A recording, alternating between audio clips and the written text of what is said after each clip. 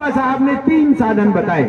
बाबा साहब ने कहा कि आपके पास या तो हथियार होने चाहिए, बाबा साहब ने कहा कि या तो आपके पास शिक्षा होनी चाहिए, बाबा साहब ने कहा कि नहीं तो आपके पास संपत्ति होनी चाहिए। हथियार होने चाहिए, शिक्षा होनी चाहिए या संपत्ति होनी चाहिए। जब तक इन तीनों में से आपके पास कोई एक हथियार नहीं होगा तब तक आप जाति का विध्वंस नहीं कर सकते हैं।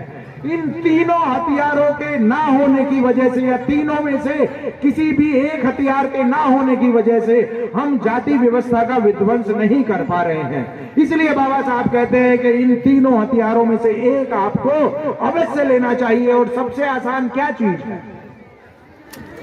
इन तीनों में सबसे आसान क्या चीज है? इन तीनों में सबसे आसान है शिक्षा।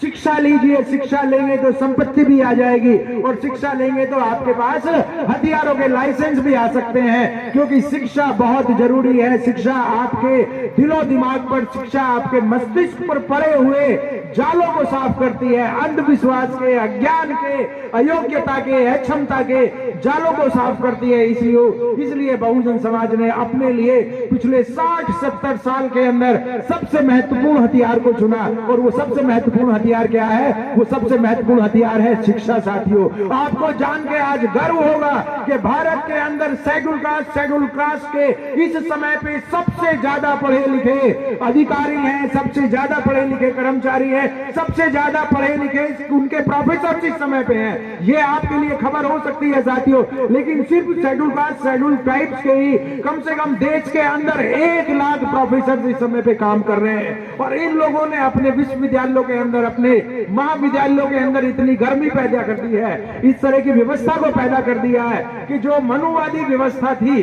जो गैर बराबरी की व्यवस्था थी, जिस व्यवस्था के अंदर व्यक्ति को जातियों के खांचों में बांट के रखा गया था, जो आपको देख के, जिनको आपके कपड़ों से बदबू आती थी, आपको क्लास से जो लोग बाहर कर देते थे, मैं उन शिक्षकों की बात कर रहा हूं जो बाबा साहब से लेके हम सबको झेलना पड़ा है। उन द्रोणाचार्यों की बात कर रहा हूं जिन्होंने हमारे कहीं ना कहीं हमारे रास्ते की रुकावट बनने का प्रयास किया है। आपको जान के खुशी होगी कि आज देश के सभी विश्वविद्यालयों के अंदर कम से कम 1 लाख शेड्यूल कास्ट शिक्षक प्रोफेसर हैं जो बाबा साहब की विचारधारा से, जो बाबा साहब और ज्योतिबा फूले, मानवर काशीराम साहब की विचारधारा से प्रभावित होकर एक समता मूलक विचारधारा का प्रचार प्रसार कर रहे हैं। इसीलिए आप कई बार विश्वविद्यालयों में देखते हैं कि हमारे छात्र उत्तेजित हो जाते हैं, हमारे छात्र कई बार प्रदर्शन करते हैं। ये एक बड़ी चीज हो रही है। धीरे धीरे इसके लिए प्रयास किया जा रहा है और कहीं ना कहीं इसी से मनुवाद घबरा रहा है, कहीं ना कहीं इसी से ब्राह्मणवाद के अंदर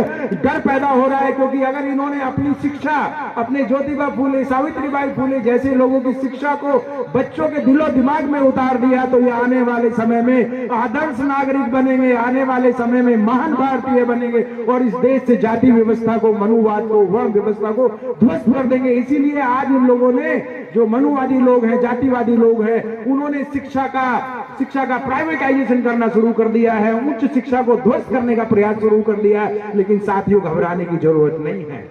आज लाखों करोड़ों लोग सड़कों पर, घरों में, गांवों में, अधिकारी ऑफिस में बाबा साहब की विचारधारा को आगे बढ़ा रहे हैं। हम लोगों को स्कूल में नहीं पढ़ाया गया, हम लोगों को कॉलेज में नहीं पढ़ाया गया, हम लोगों को विश्वविद्यालयों में नहीं पढ़ाया गया इस तरह की बातों को। हम लोगों ने आप लोगों से पढ़ा है, हम लोगों ने मानवर काशीराम साहब से पढ़ा है। इस तरह के सामाजिक आंदोलनों से पढ़ के हमें यह ज्ञान प्राप्त हुआ है। इसलिए अगर ये विश्वविद्यालयों को बंद भी कर दें, अगर ये विश्वविद्यालयों का व्यवसायीकरण भी कर दें, उसका पूरा प्राइवेटाइजेशन भी कर दें, तब भी आज ये आंदोलन, बहुजन आंदोलन खत्म नहीं होने वाला है, रुकने वाला नहीं है। जिस जगह से हम आए हैं, दुनिया की कोई ताकत अम्बेडकरवाद को पीछे नहीं धकेल सकती है। आप अपना हौसला बनाए रखें, आप अपनी हिम्मत बनाए रखें।